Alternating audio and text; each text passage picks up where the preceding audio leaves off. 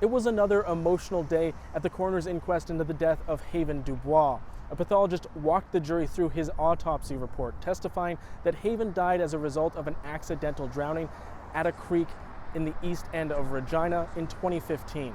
At one point, Haven's mother, Richelle, stormed out of the proceedings. That came after the pathologist testified that he found no cuts or scratches on Haven's face, something that Richelle testified she saw after Haven's death. Yesterday, the lawyers representing the family told media why Richelle may be feeling so frustrated. Typically, these processes are not very satisfactory. The purview of the jury is very limited, but there are important questions that need to be answered.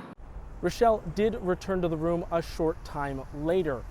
I still feel like this is a one-sided decision-making process.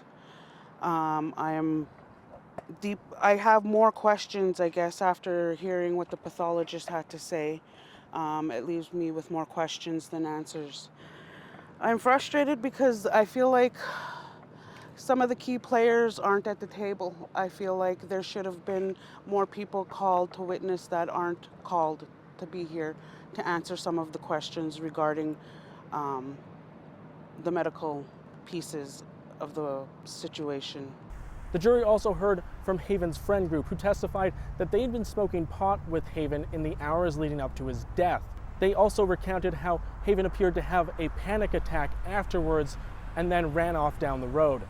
A toxicology report detected a small amount of marijuana in Haven's system, but it did not make clear how Haven could have reacted to those drugs.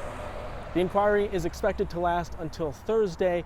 13 witnesses are expected to testify. The jury will not determine guilt, but they will determine the cause of death. They could also make recommendations on how similar deaths could be avoided in the future.